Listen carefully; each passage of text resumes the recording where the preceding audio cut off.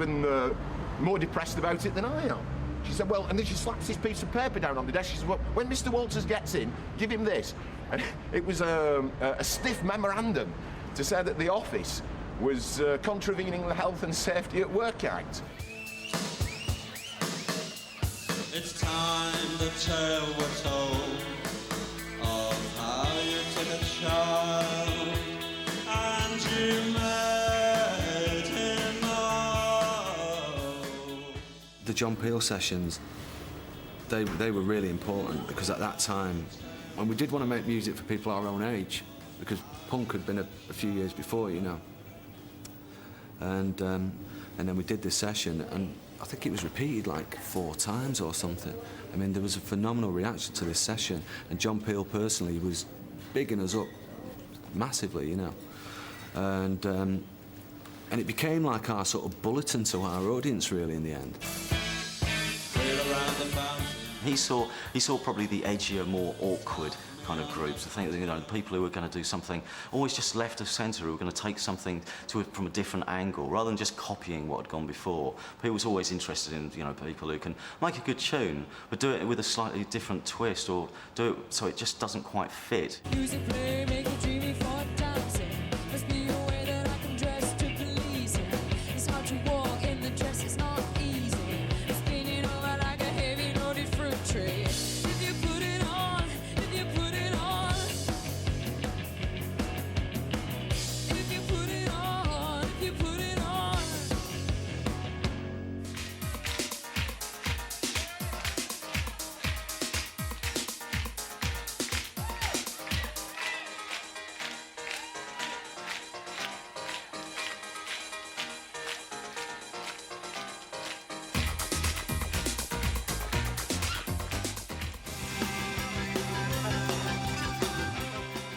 We ended up doing a second John Peel session, something like 12 years after the first one, which I don't know if it is a record, but I wouldn't be surprised if it is.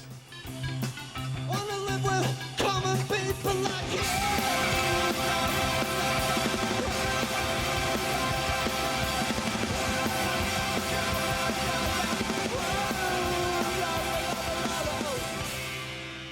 It's strange because almost people say, well, you know, Peel didn't play maybe a huge role in Britpop, but he was in fact the godfather of it in a way, because he'd been championing all the music that led up to it.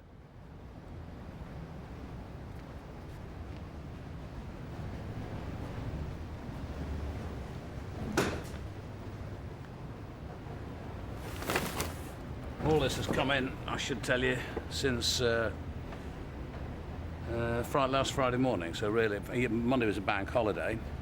Today is Tuesday, so that's 2 days worth. And that's why there are so many big piles of unheard things at home. I mean, you know, if I stayed up day and night, it takes me an hour to open them all, so listening to it all. If I stayed up day and night all week, 7 days a week, I still couldn't keep up with it. But there are worse things, you know.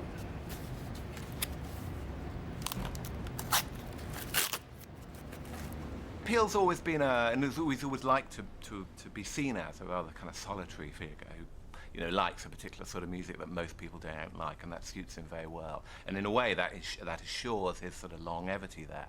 I think he realises that if he's seen as part of a scene at Radio 1, that would be a disaster for him, because then he would be in fashion one day and out of fashion the next.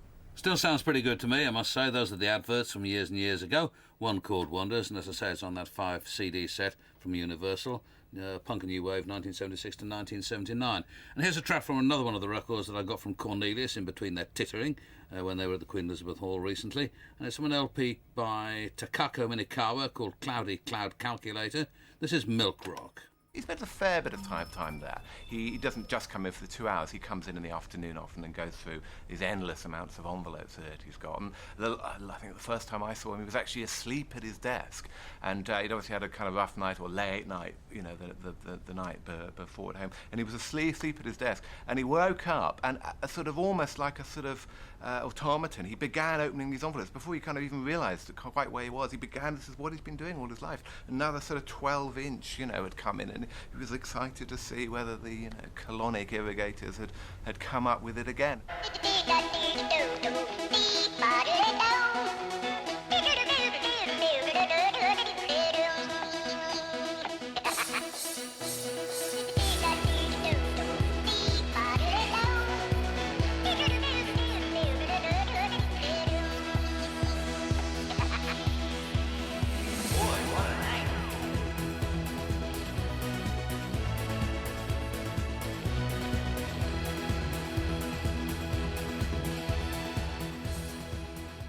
It's called Conicentivus Intelligentsia, and it came about when my cat died.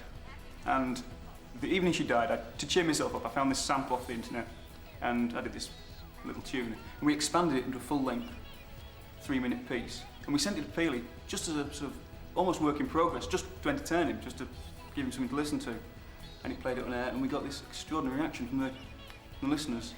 Most requested song since God Save the Queen by the Sex Pistols, so he claimed on air. To the extent that, as a direct response of Peely playing it, we inexplicably signed to EMI Records.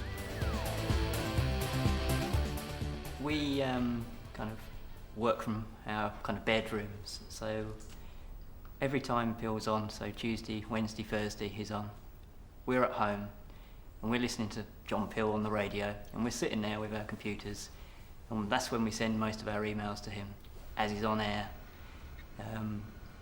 It feels a bit more kind of instant then, so he can like get the email, he reads it out most of the time, a lot of the time, and people respond to that. It just on air, he said, we're almost part of the family. I emailed in and he said, I'm part of the family. Then we had this kind of little argument between us that we all wanted to be part of his family, and all of John's family agreed that we should be part of the family.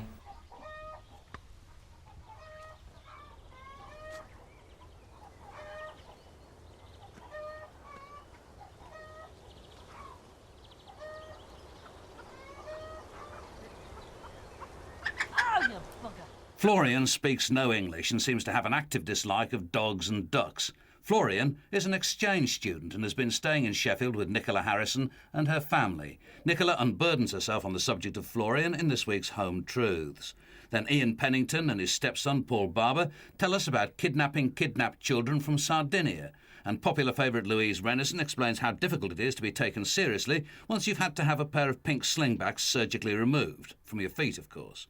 Plus reflections on lockjaw, hens and nits. All of human and animal life is there on Home Truths, Saturday morning at 9. All of human and animal life is there on Home Truths, tomorrow morning at 9.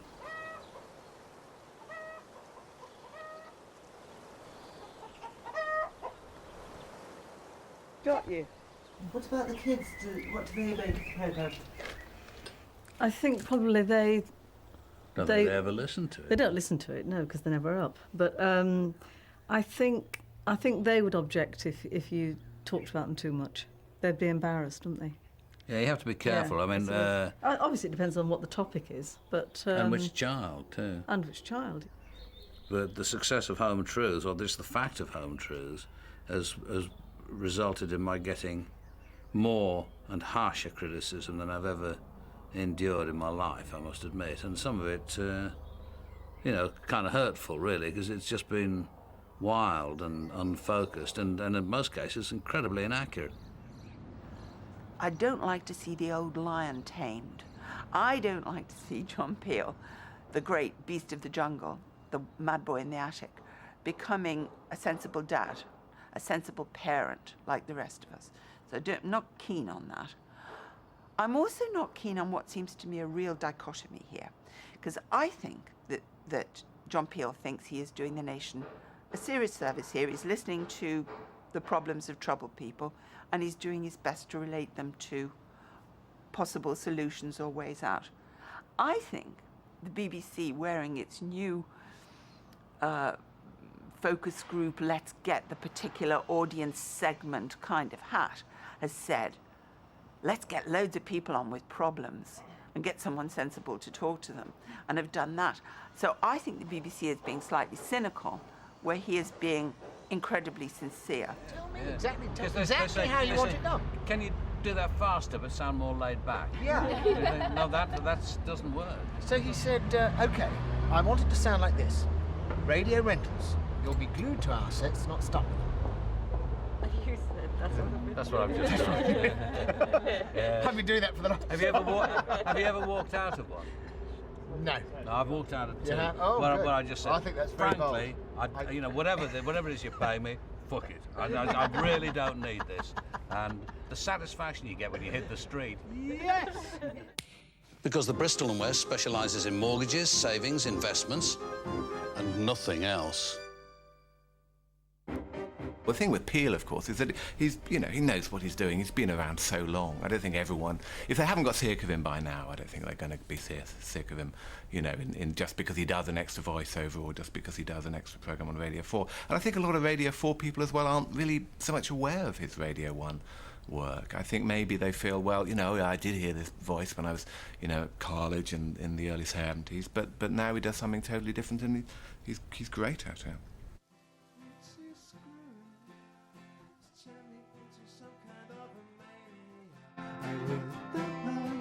What I'm doing, you only see how much I change if you come back. Please, can't you drop this stutter? Maybe give me one more chance. Just say what you want from me, 'cause I'd do anything to bring you back home.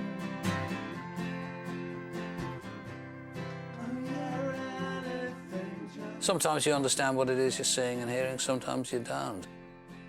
I like the idea of just being able to pick these things up, put them on, and hear something in them for myself, which may not, you know, may not be what anybody else hears. But then to be able to then turn around and put those things on the radio and give other people the opportunity to assess them and respond to them is. Makes me a very lucky man, I think.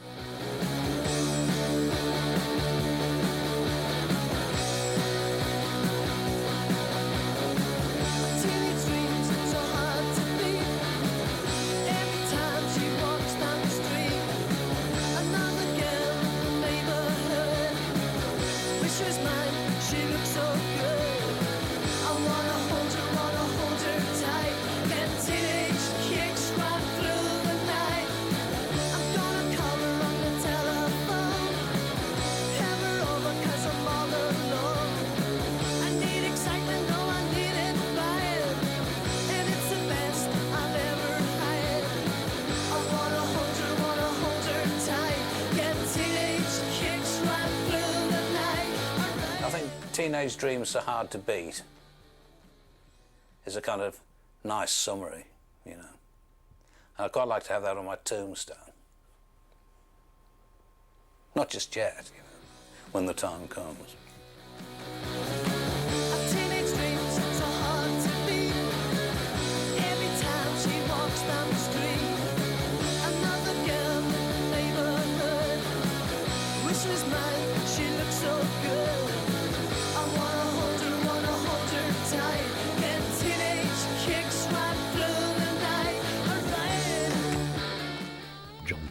Chambray Hardman and the Lost City of Liverpool on BBC 4 now. And then in session, more music from some of the bands he championed through the decades from midnight on BBC 4.